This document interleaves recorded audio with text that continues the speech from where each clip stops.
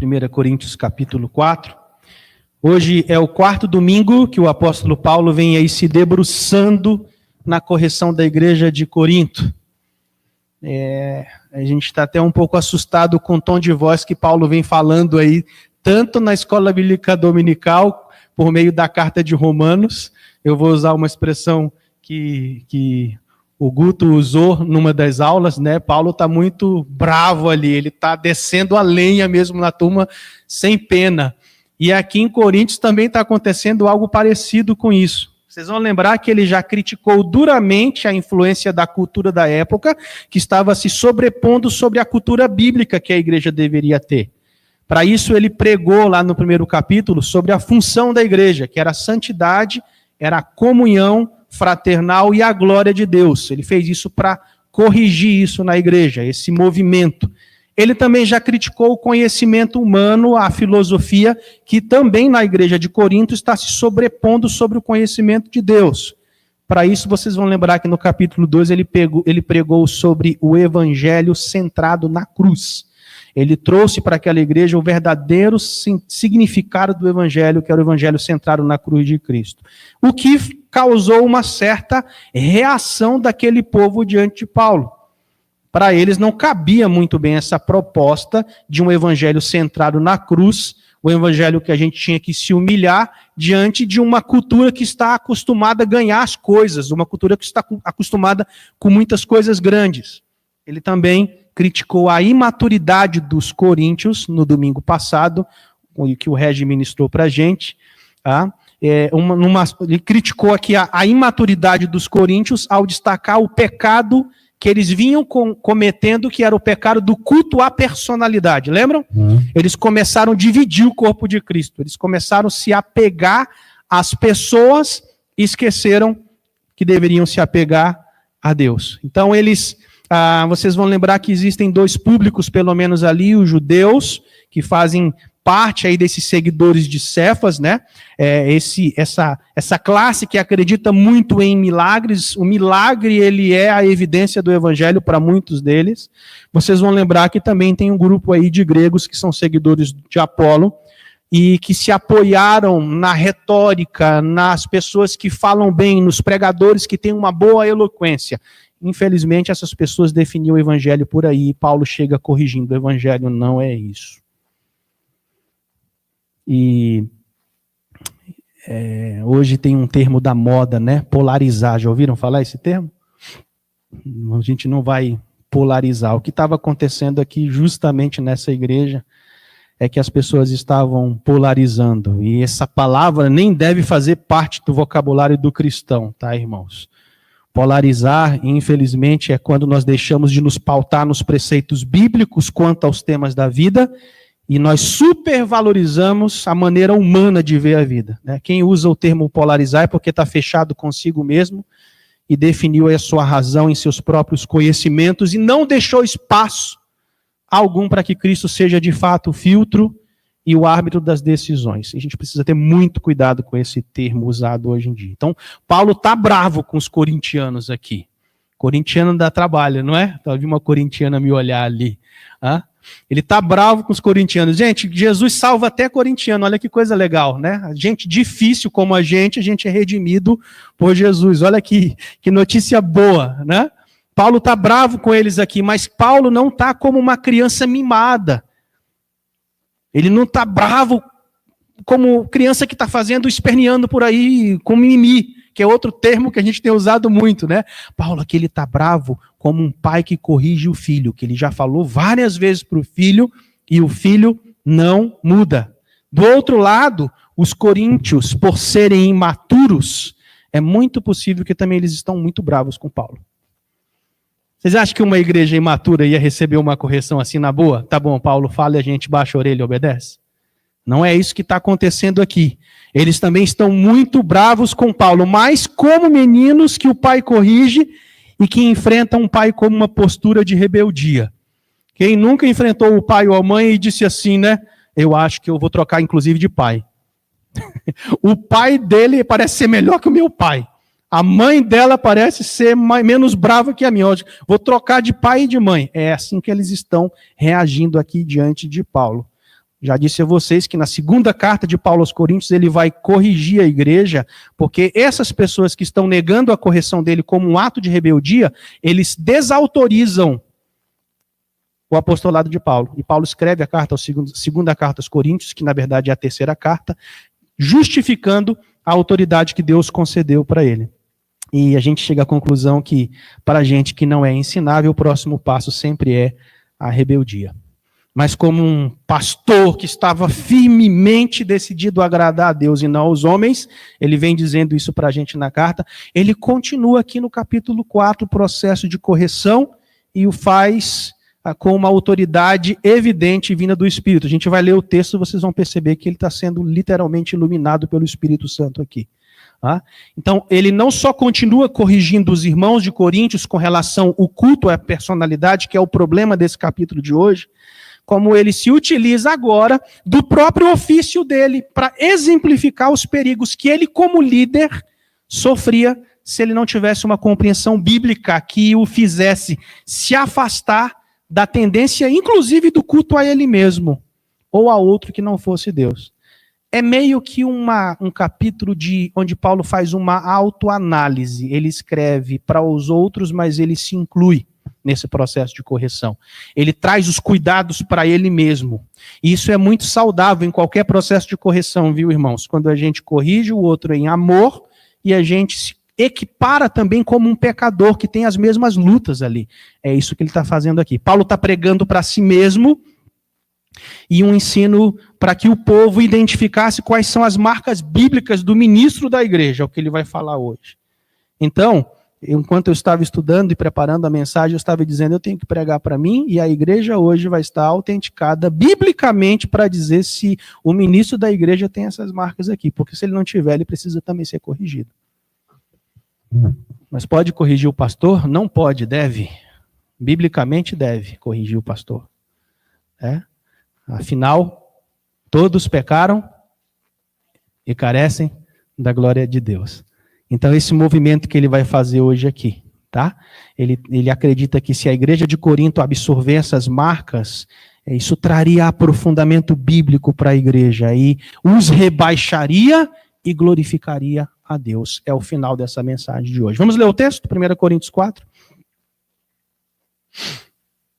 Assim, pois, importa que os homens nos considerem como ministros de Cristo e despenseiros dos mistérios de Deus. Ora, além disso, o que se requer dos despenseiros é que cada um deles seja encontrado fiel.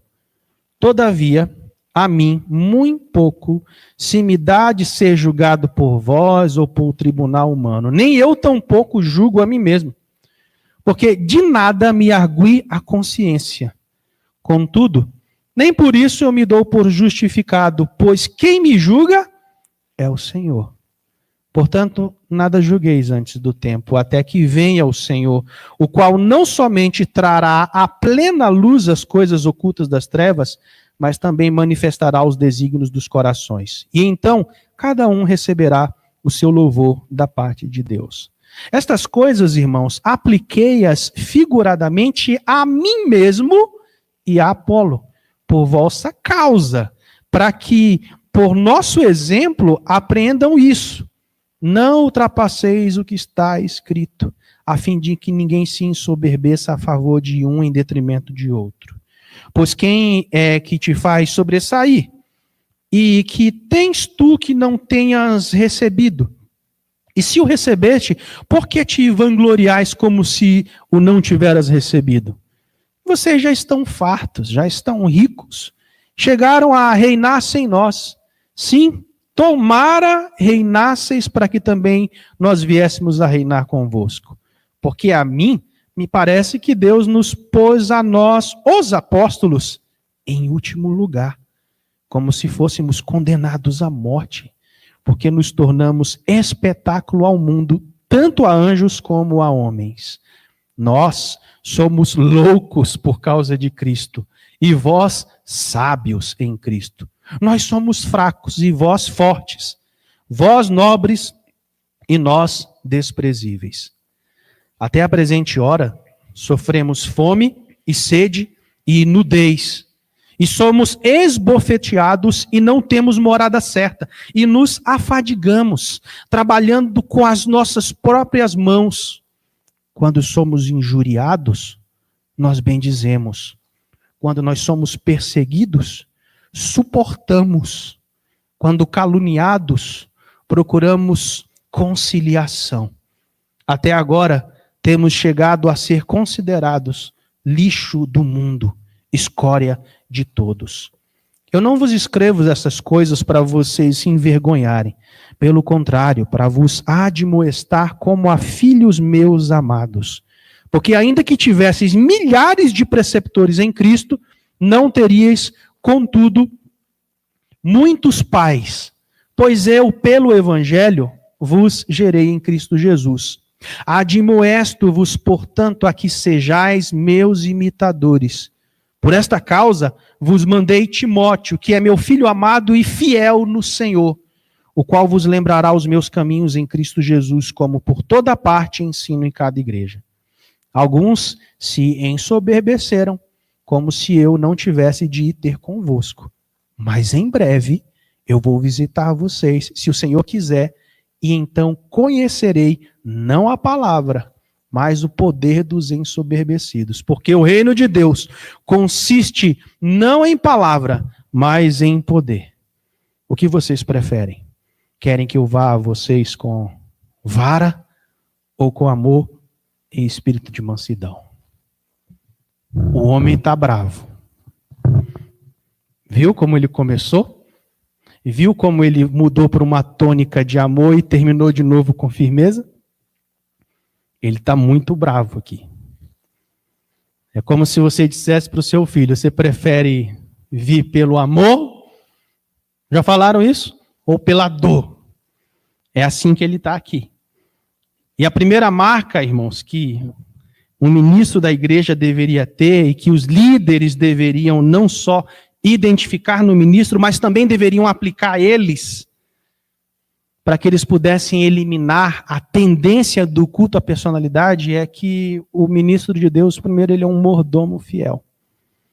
É assim que ele identifica o ministro da igreja. É assim que ele identifica as características do ministro da igreja que, imitadas pelos seus liderados, devem florescer dentro de uma comunidade. Paulo aqui está corrigindo ainda o mesmo problema que foi identificado no capítulo 1, que era a divisão da igreja em virtude do culto à personalidade. Vocês vão lembrar que o mundo estava entrando na igreja de Corinto e a filosofia é que estava conduzindo os assuntos internos daquela comunidade. Tudo que eles traziam era à luz da filosofia e não à luz das escrituras. Vamos falar sobre a política que está acontecendo no Brasil hoje. Eles olhavam pela luz da filosofia. Vamos falar sobre as questões sociais pela luz da filosofia. Vamos falar sobre a economia que a gente não sabe o que vai acontecer nos próximos dias. Eles falavam pela luz da filosofia.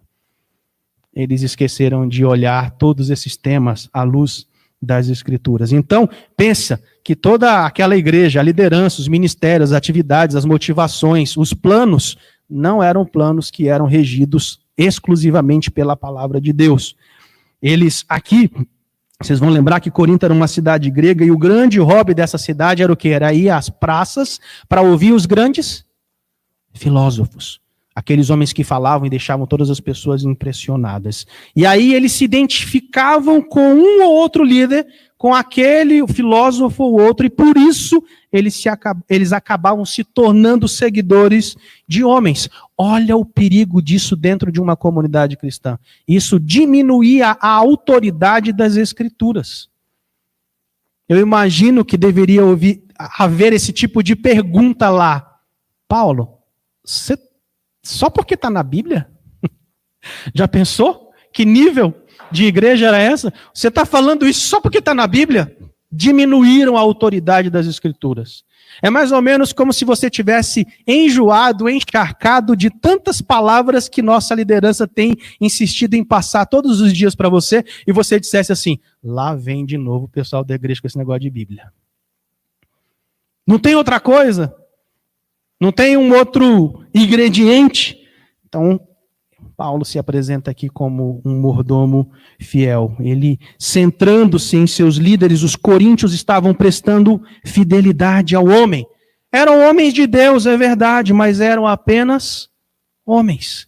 Essa era a maneira que o mundo se comportava e ensinava. E sempre que a igreja segue os grandes nomes e gira em torno de homens, ela está imitando o mundo, ela está cultuando a personalidade. Irmãos, uma vez que eles estavam acostumados a vivenciar isso no mundo, eles queriam fazer agora isso dentro de onde? Da igreja. Por isso que eles diziam, o que o Regi falou semana passada, eu sou de Paulo, eu sou de Apolo, eu sou de Cefas, eu de Cristo. Como que Paulo combate o culto à personalidade? O verso 1 já traz essa primeira resposta. Após ele afirmar que os obreiros da igreja são apenas servos ou diáconos, agora ele prossegue em seu argumento dizendo que eles são escravos condenados à morte que trabalham sob as ordens de um superior.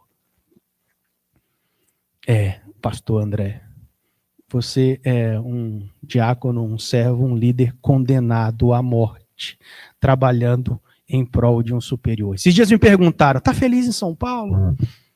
Eu disse, eu estou feliz por fazer a vontade de Deus, independe do lugar. Mas se pudesse voltar para Brasília, eu falei, eu não tenho mais escolha. Eu não mando na minha vida. O dia que eu entreguei ela e respondi ao chamado do Senhor, eu disse assim, eu sou mordomo. O Senhor manda e eu obedeço. Mas não tem vontade? Tem família, tem amigos, tem as marcas, as raízes culturais. Mas isso não serve mais para quem é mordomo. Isso nos coloca sobre uma nova condição.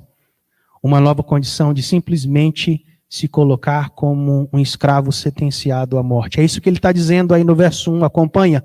Assim, pois, importa que os homens nos considerem como ministros de Cristo. A palavra ministro na língua portuguesa representa, irmãos, o primeiro escalão do governo. Não é isso quando a gente pensa em ministro? Só que na Bíblia a coisa é diferente. No campo religioso, nós estamos falando aí de alguém que exerce a função de líder na igreja local. Todavia, a palavra usada pelo apóstolo Paulo para definir o ministro nos dá uma ideia totalmente contrária. A palavra aqui representa um remador de galés, um remador de um barquinho, de um navio, onde ele rema lá no fundo, na última posição, e é de lá que ele trabalha. É de lá que ele serve. Nos grandes navios romanos existiam as galés, que eram porões onde trabalhavam os escravos sentenciados à morte. E aqueles escravos sentenciados à morte prestavam serviço antes de morrer. Olha que coisa. Eles estavam prestando um serviço sabendo que eles já iriam morrer. Eles tinham seus pés amarrados com grossas correntes e trabalhavam a exaustão sob o flagelo dos chicotes até a morte. Essa aqui que é a palavra utilizada para a classe mais simples de servos. Os ministros são meros servos de Cristo. E é isso que Paulo está dizendo. Sejam meus imitadores, porque eu também sou essa pessoa, esse humilde servo de Cristo. Paulo diz que o ministro não deve ser colocado no pedestal como dono da igreja ou como capitão do navio. Antes ele deve ser visto como um escravo que serve ao capitão até a morte. É assim que ele apresenta. Em segundo lugar, esse obreiro, ele é um mordomo que obedece às ordens do Senhor. Observem que ainda no versículo 1 ele usa uma nova figura. Ele diz que o obreiro agora é um despenseiro. A palavra original aqui usada por Paulo é de onde vem a nossa palavra mordomo. O ministro, ele é um despenseiro, aquele que apenas toma conta da casa do seu senhor. Em relação ao dono da casa, se vocês quiserem fazer essa pequena comparação, o mordomo era um escravo. Mas em relação aos outros serviçais, ele era uma espécie de superintendente, uma espécie de gerente da casa. E a sua função era cuidar dos interesses do seu senhor. Ele cuidava da alimentação da casa, ele cuidava da prestação de contas, ele prestava conta não para os colegas, mas para o senhor dele. Os mistérios de Deus representam aqui o evangelho, a palavra de Deus. O mordomo era a pessoa que cuidava lá da dispensa, da dieta, da alimentação de toda a família. E a palavra aqui, ela enfatiza que a pessoa recebe uma grande responsabilidade pela qual ela deve prestar contas. Aqui eu abro um parêntese, irmãos. Ele é um guardião da sã doutrina. E é isso que o Senhor tem dito para mim enquanto líder. Estuda a palavra, se aprofunda, André, porque você é o escolhido naquela igreja como uma espécie de mordomo, de despenseiro para guardar a sã doutrina. Se você guardar a sã doutrina, os outros líderes, os liderados, a igreja vai aprender a guardar a sã doutrina. E eu digo aqui para os irmãos, o maior desafio de um pastor na pós-modernidade, irmãos, não é encher a igreja, não é fazer boas programações, não é fazer grandes construções ou visitar as pessoas. Um grande desafio do pastor na pós-modernidade, de um líder, de um professor de EBD, de um professor de jovens, de adolescentes, de um educador, é manter uma igreja teologicamente saudável. Lembra o que estava acontecendo na igreja de Corinto? O movimento de hibridismo, aquele evangelho com água, outro evangelho com açúcar, outro evangelho com vitamina, aquela coisa misturada, que não tinha essência, que não tinha conteúdo. Talvez isso justifique, porque muitos dos cristãos estão extremamente assustados. Eu digo que nós ficamos temerosos com esse quadro desse vírus, mas não podemos ficar extremamente assustados. Talvez o nosso evangelho está muito ralo. E mais uma vez eu digo para os irmãos, não é excesso de confiança da minha parte, existe alguém que tem medo disso tudo que está acontecendo. Mas o que a palavra me diz? O que a palavra revela na história? Como que o povo de Deus se comporta no meio das crises, das doenças, das pestes? Vocês já observaram como que o povo de Deus vem se comportando na história e como ele deveria talvez imitar esse modelo da igreja? Eu penso que esse é um grande desafio enquanto dispenseiro da igreja. O que isso nos sugere, irmãos? Que não era competência primeiro do mordomo prover o alimento para a família. Essa é uma responsabilidade do dono da casa. O dono da casa é o Senhor. O dono dessa igreja é o Senhor. O alimento está pronto. Está aqui, ó. Esse é o alimento. O ministro do evangelho não tem que ficar provendo o alimento. Ele tem que apenas dar a palavra de Deus ao povo. O ministro, ele não é o provedor. O ministro é o garçom que serve as mesas. Tá vendo como tem muita igreja perdida por aí, porque ele acha que ele é o cara que fica por trás do balcão coordenando todas as contas e todos os negócios enquanto as pessoas trabalham para ele. Ele tem que gastar. Faz sentido deixar se gastar. Faz sentido. É isso que ele está fazendo. Ele é a pessoa que serve as mesas. Ele não coloca alimento na despensa, mas ele prepara o alimento e o serve. Ele não pode sonegar o alimento que está na despensa, ele não pode adulterar esse alimento nem substituí-lo. E também não é conveniente preparar a mesma refeição todos os dias. O ministro ele precisa ensinar todo o desígnio de Deus. Josué 1, 7, 9 diz lá, lê a palavra Josué todo dia, toda a escritura, toda, de ponta a ponta. Ensina essa coisa completa, não vai trabalhar só as bordas. 2 Timóteo 3,16, vamos falar juntos? Toda a escritura é inspirada por Deus e é útil para o quê, irmãos? Para o ensino, para a repreensão, para a correção e a educação na justiça, a fim de que o homem de Deus seja perfeito e perfeitamente habilitado para toda boa obra. Então tem que ensinar de ponta a ponta, ele não pode selecionar o que ele vai servir. Outra implicação, que não era a função do mordomo buscar nova provisão ou servir qualquer alimento que não fosse provido pelo Senhor. A palavra de Deus deve ser ensinada de formas variadas, mas Paulo diz para ensinarmos todo o conselho de Deus.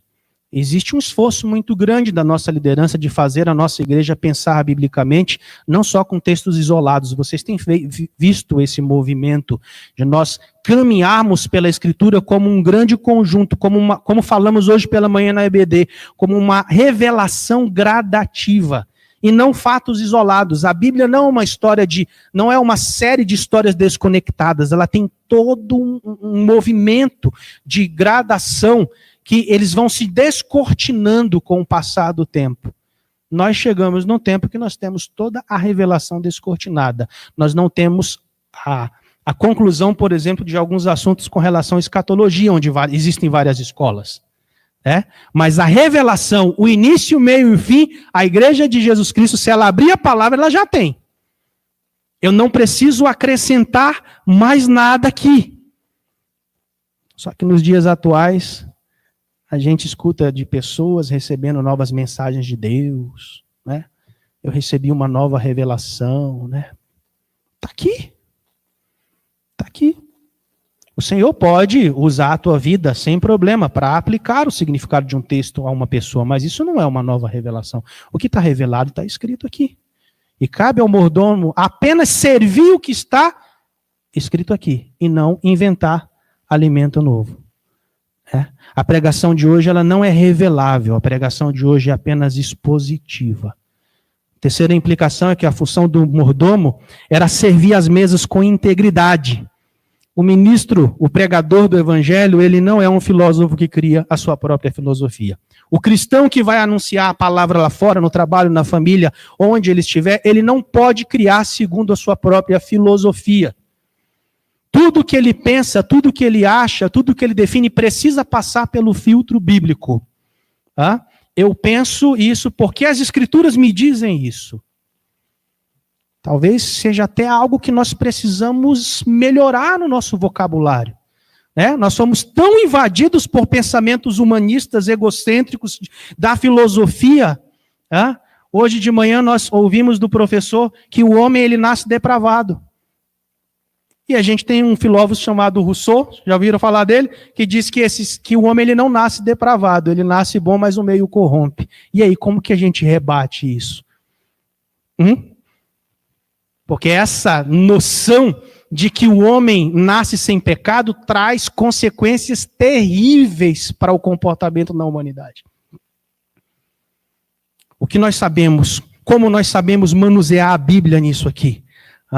Então, o ministro, o pregador, o cristão que leva a palavra, ele não pode criar sua própria filosofia. E é por isso que Paulo usa essa expressão. Hoje de manhã foi dito, como está escrito, a citação lá de 7 versículos em Eclesiastes, Provérbios e vários textos. Paulo novamente diz aqui, eu vos entreguei o que também recebi. É isso que ele diz em 1 Coríntios 15, verso 3. O dispenseiro ele não pode entregar o que ele não recebeu. E o que é que ele recebeu? É o que está na palavra. Sendo assim, irmãos, o dispenseiro ele não pode mudar o alimento, da mesma forma nós não podemos mudar a mensagem. A outra implicação é que esse dispenseiro também ele não podia reter as iguarias que o senhor da casa havia provido para toda a casa, para toda a família. Ele tinha de distribuir o alimento que o seu senhor providenciara para a família e para o restante da casa. Isso significa dizer que o dispenseiro precisa pregar para a igreja todo o conselho de Deus. O dia que vocês ouvirem o pregador, o pastor dessa igreja, em qualquer época, qualquer momento, pregando só temas da preferência dele, vocês precisam conversar com ele. Pastor, é pregar a igreja, a Bíblia toda. A gente talvez precisa pensar num currículo que aborde a Bíblia toda, Antigo Testamento e Novo Testamento. E devagarinho a gente vai aprofundando e apresentando a palavra como um todo. Pergunta que eu te faço, você como pregador na sua casa, apresenta a palavra como um todo? Ou você apresenta a partir do seu ponto de vista de como você interpreta a Bíblia? Terceiro lugar, o dispenseiro ele precisa ser absolutamente fiel no exercício do seu trabalho. A função do mordomo, irmãos, não era agradar as demais pessoas da casa, nem muito menos os seus servos, mas o Senhor. Olha o que diz aí o apóstolo Paulo no verso 2. Ora, além disso, o que se requer dos dispenseiros é que cada um deles seja encontrado fiel. Olha, trazendo isso para os nossos dias. Eu oro ao Senhor, irmãos, para que de fato a igreja de Jesus esteja firmada na palavra, para que quando Ele volte, a gente seja encontrado fiel. Talvez isso vai justificar Mateus 7, 23, um dos versículos que mais me atemoriza na Bíblia. Vai chamar de Senhor, Senhor, fiz isso, fiz aquilo, ele vai dizer, vai passar a eternidade longe de mim. Vocês brincaram a vida toda. E aqui ele está dizendo que importa agradar a Deus e não aos homens. No dia em que nós formos prestar contas da nossa administração, irmãos, Deus vai pesar, não é o critério do sucesso nem o da popularidade, mas o critério da fidelidade. Deixa eu falar uma coisa para você. Ser fiel ao Senhor tem um preço. Você vai se indispor por causa disso. Não tem como você ficar em cima do muro. Vai chegar uma hora que você vai ter que se indispor. A questão é se você vai se indispor com sabedoria ou se você vai se indispor com ignorância. 1 Coríntios 10, 31 diz que tudo que a gente fizer tem que ser para a glória de Deus. E como que a gente faz as coisas para a glória de Deus? Conhecendo a palavra, até mesmo quando é a hora de se indispor. Tudo, sem exceção. O que Deus requer do dispenseiro não é o sucesso nem a popularidade, mas é a fidelidade. Fidelidade ao Senhor. Quarto lugar, o dispenseiro ele está exposto agora ao julgamento. Você vai encontrar isso do verso 3 ao verso 6. Preste bastante atenção nessa parte. O ministro, na qualidade de mordomo, ele passa necessariamente por 3 crivos de julgamento. O primeiro julgamento que ele fala é o julgamento dos homens. Está no verso 3, parte A. Todavia, a mim muito pouco se me dá ser julgado por vós ou por tribunal humano. O julgamento dos homens não é o mais importante, porque nós não estamos servindo a homens, mas servindo a Deus. Paulo está dizendo aqui que se ele fosse servo de homens ou procurasse agradar a homens, ele não seria servo de Cristo. É isso. Se eu quiser ser servo de Cristo, eu vou ter que agradar exclusivamente a Cristo. E possivelmente eu vou perder a minha popularidade por causa disso. Vocês imaginam que foi o apóstolo Paulo, aquele líder extremamente conhecido, cheio de vantagens e poderes, perder a popularidade? Que crise que ele pode ter entrado, né? Eu tive Covid, e quem teve o Covid sabe que a gente fica como uma pena. A gente, sabe aquele valentão que a gente é? Aquela velocidade que a gente tem das coisas? Essa doença, ela prostra a gente. E eu falei para o Senhor, não posso sair dessa doença sem tirar uma boa lição. Aqui, a força dele, a popularidade dele foi levada até o chão. Então ele prefere agradar ao Senhor a agradar aos homens. O segundo julgamento aqui é o julgamento da consciência. Os filósofos gregos e romanos, eles consideravam a consciência como o juiz máximo do homem. Para Paulo, apenas Deus podia sê-lo. Olha o que ele diz aí no verso 3, parte B até o verso 4. Nem eu tampouco julgo a mim mesmo, porque de nada me argui a consciência. Contudo, nem por isso me dou por justificado. Paulo está dizendo aqui que os gregos e os romanos estavam errados quanto a essa matéria. Platão e Sêneca, que eram esses filósofos, estavam equivocados com respeito ao julgamento da consciência. O nosso supremo juiz não é a nossa consciência. Nós podemos ser aprovados pela nossa consciência e podemos ser reprovados por Deus. Olha que perigo. Não é? É a ideia do fique em paz com seu coração. Cuidado. Cuidado, porque a própria Bíblia diz que o coração ele é enganoso. Então eu vou ficar de bem com a minha consciência aqui e está tudo bem. Cuidado. Cuidado. A nossa consciência ela não é totalmente confiável. Terceiro julgamento que aparece aqui é o julgamento de Deus, verso 4, parte B. Paulo conclui dizendo, porque quem me julga é o Senhor. Porque é o julgamento dele que é o julgamento perfeito. Nesse quesito, a igreja precisa ter muito cuidado, irmãos, para não julgar os ministros apressadamente. É necessário que seja na hora certa, pelo critério certo, pelo motivo certo.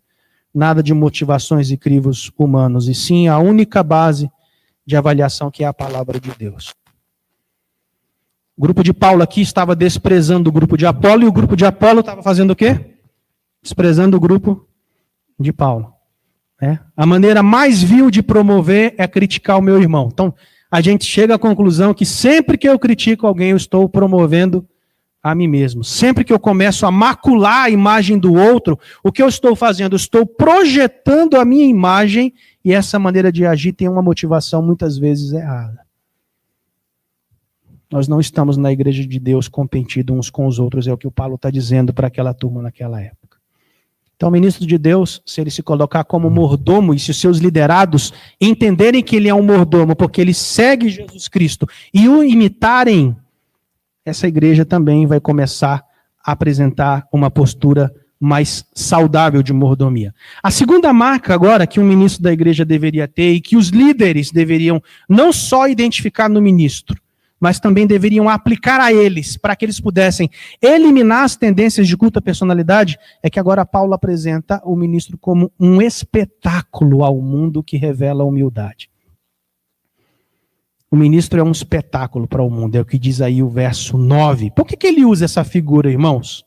Porque essa era uma imagem muito familiar para o povo do Império Romano. Para o imperador romano manter a hegemonia do seu governo, bastava dar ao povo o quê? Que tipo de divertimento era naquela época? Lembram?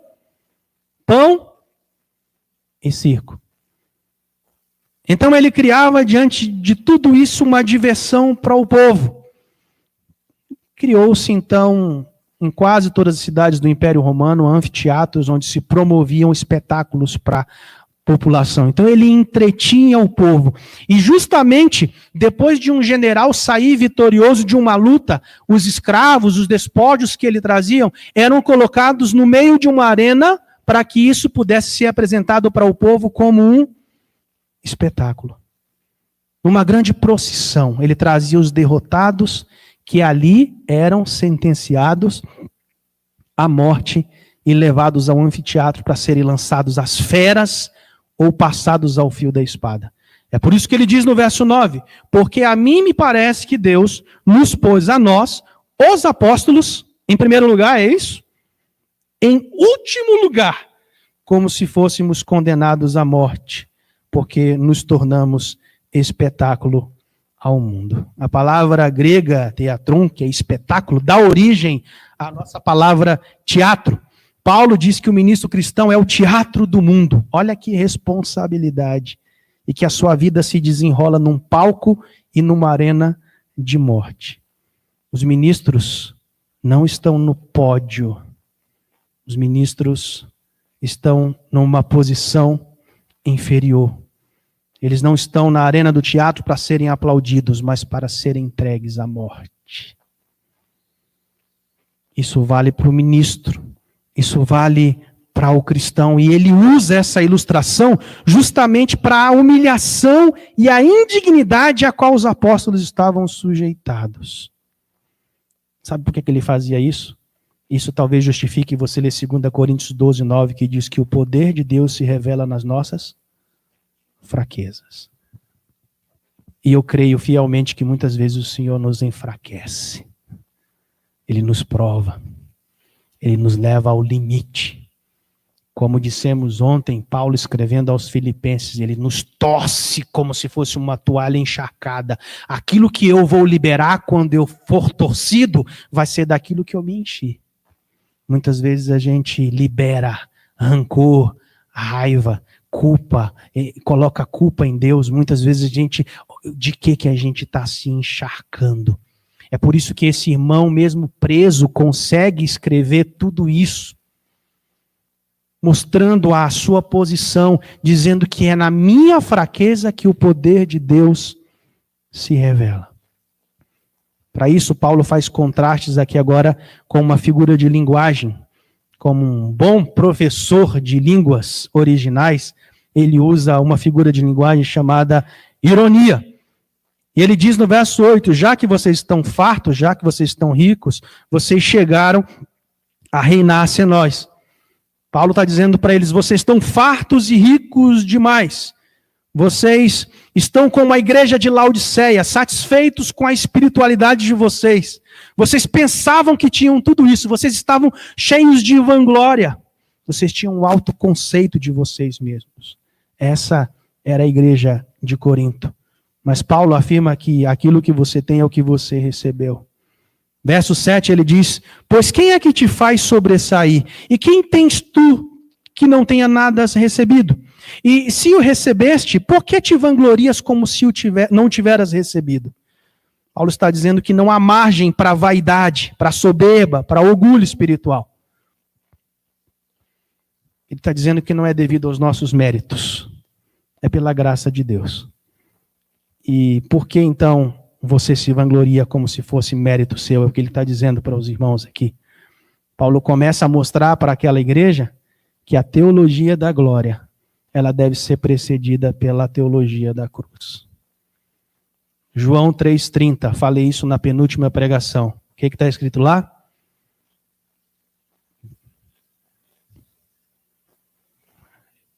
Muito bem, Gabi. Vai ganhar um álcool em gel para levar para casa. Que eu diminua e Cristo cresça. Deus colocou os apóstolos em primeiro lugar na igreja, mas o mundo coloca os apóstolos em último lugar. É por isso que ele faz essa metáfora dos reis e escravos condenados. Aqui ele está dizendo que nós somos ricos em Cristo e somos desprezados pelo mundo. É por isso que ele faz essa metáfora entre sábios e loucos. Aí no verso 10, parte B.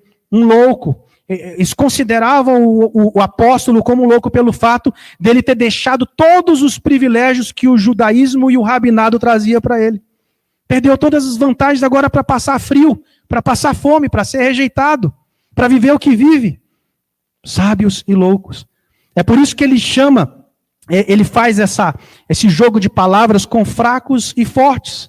Porque a igreja de Corinto, ela se considerava forte, poderosa. E Paulo chegou a dizer isso para eles, irmãos. Teve um tempo na minha vida que eu também me achava forte e poderoso. Nesse tempo foi o tempo que ele perseguiu a igreja. Mas agora, como é que ele se considera, irmãos? Ele se considera fraco e ele se gloria na sua fraqueza. É que nós muitas vezes, a começar de mim, irmãos, no dia da fraqueza, a gente chega à conclusão que a nossa teologia está muito rasa. No dia da nossa fraqueza, ao invés de a gente se gloriar, ao invés de a gente repetir, 1 Tessalonicenses, em tudo, dai graças. A gente reclama, a gente desespera. É isso que ele está fazendo aqui quando chama esses irmãos, faz essa ironia, esse jogo de palavras entre fracos e fortes. Por último, ele apresenta aí honrados e desprezados, do verso 10, parte C, até o verso 13. Os crentes de Corinto queriam glória à vinda dos homens. Eles consideravam importantes por estarem associados a homens famosos, né? Quantas vezes nós ficamos perto de uma pessoa famosa e nós fazemos questão de tirar foto, fazemos questão de publicar, ou até dizer, não, mas esse fulano eu conheço, esse pregador eu conheço, né? Trazendo algum tipo de escudo, algum tipo de orgulho espiritual. E ele está dizendo aqui que os apóstolos não são nobres, mas eles são desprezados. Paulo diz que nós não devemos achar que somos importantes por pertencermos ao grupo de homens famosos. E aí ele vai discorrendo nos próximos versículos. Ele diz, vós nobres e nós desprezíveis, verso 10. Ele diz, sofremos fome, sede e nudez, no verso 11. E os apóstolos ainda sofrem maus tratos. Somos esbofeteados e não temos morada certa, verso 11 ainda. E Paulo conclui no verso 13, nós somos caluniados, quando nós somos caluniados, nós procuramos conciliação. Até agora, nós temos chegado a ser considerados lixo do mundo, escória de todos. Paulo diz aos crentes de Corinto para não colocar os holofotes nos homens, porque assim como os homens trataram Jesus, o Filho de Deus, e o prenderam, lhe cuspiram, levando-o à cruz, assim eles também tratariam os apóstolos. Isso aqui tem outras aplicações para a nossa vida, irmãos. Não coloquem as expectativas de vocês nos nossos governantes. Entra governo e sai governo. E nós não pertencemos a esse tipo de reino. Nós temos as nossas contribuições como cidadãos, mas nós temos um rei supremo, um rei eterno, um rei incorruptível, o rei dos reis. E é a ele que nós devemos submissão. O seu Shed chegou a dizer que o pastor de uma igreja local é, na verdade, o cachorrinho que late para as ovelhas a fim de conduzi-las ao pastor supremo. Lembrei da sua imagem, Christian, do vídeo que você mandou para mim. O Christian mandou para mim o comando que o cachorrinho recebe de um apito, de um som, não é? E ele vai contendo o rebanho. Muitas vezes o pastor da igreja pode pensar que ele é o cara que apita, mas ele não é. Ele é o cachorrinho daquele que apita. E ele fica ali latindo, ó. Segunda, terça, quarta, quinta, sexta, sábado. Para que ninguém se perca.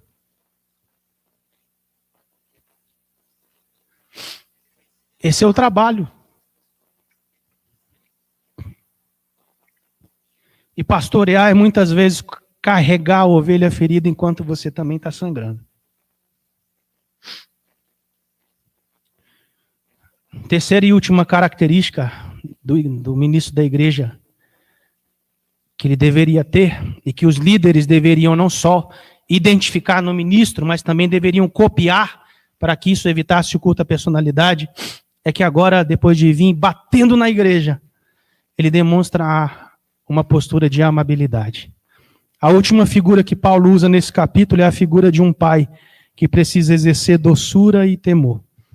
Quem é pai, que é a mãe, sabe do que eu estou falando. Se for só pancada, a gente espana o filho.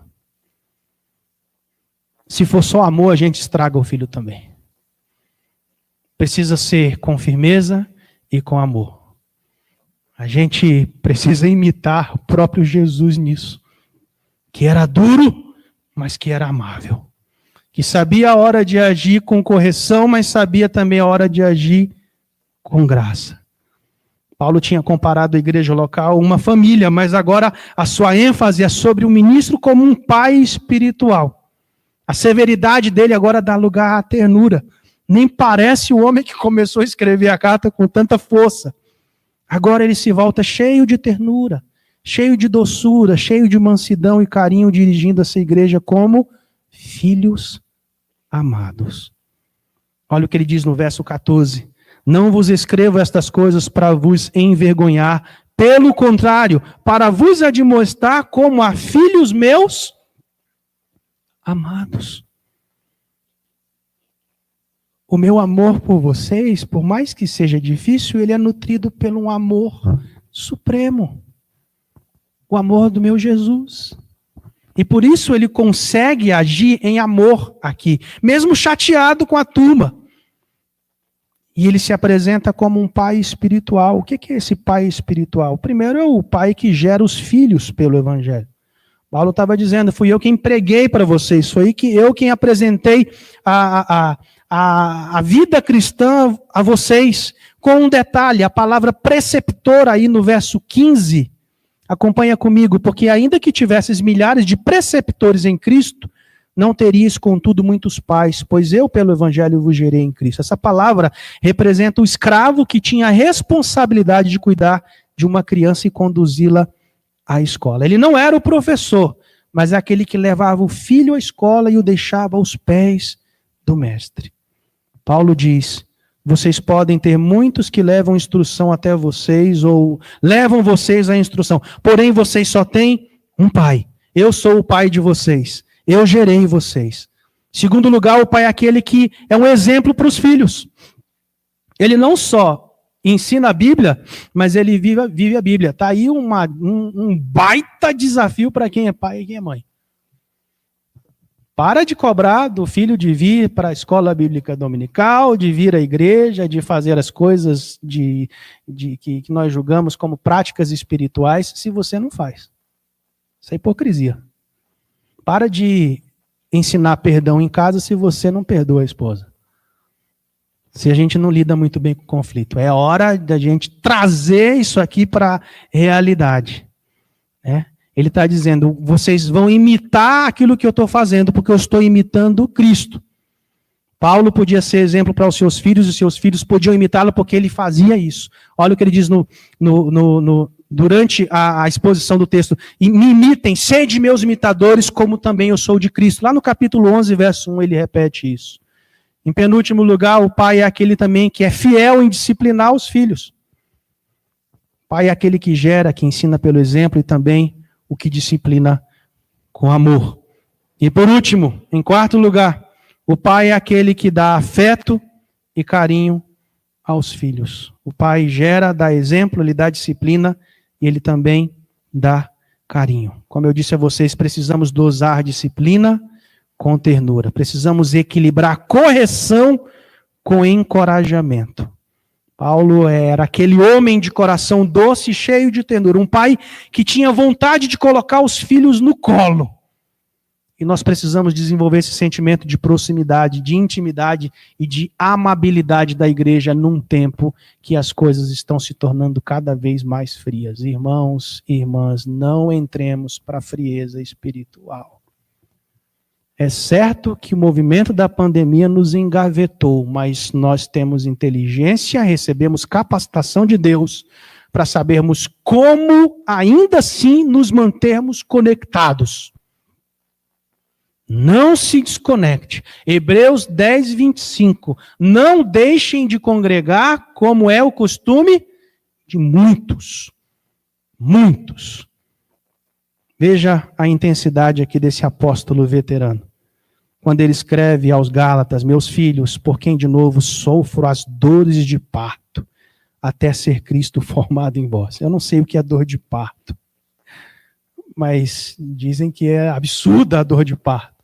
E é mais ou menos essa intensidade da dor que ele está aqui corrigindo a igreja em amor, dizendo as mesmas coisas para que eles pudessem ter uma nova identidade em Cristo. Irmãos, eu concluo dizendo a vocês, após a exposição desse capítulo, se nós nos deixarmos sermos corrigidos nessa noite, como tem sido a proposta de Coríntios em todas as pregações, aplicando também a nós as marcas bíblicas que afastam um pregador ou a sua comunidade de viverem sob o pecado do culto à personalidade, Deus vai nos auxiliar. Ele está se colocando debaixo da postura de um mordomo, de um espetáculo que sofre e de um pai que ama, justamente para baixar a nossa bola, a começar por ele. A partir do momento que nós nos humilhamos diante de Deus, nós recebemos como igreja, como povo de Deus, e vamos caminhando cada vez mais à maturidade. A minha oração hoje é que o Senhor nos lembre que na nossa caminhada cristã, nós somos apenas, vamos falar juntos aí, para ver se vocês memorizaram as 3 figuras. Tem cola lá atrás, não tem? Não vai adiantar, né?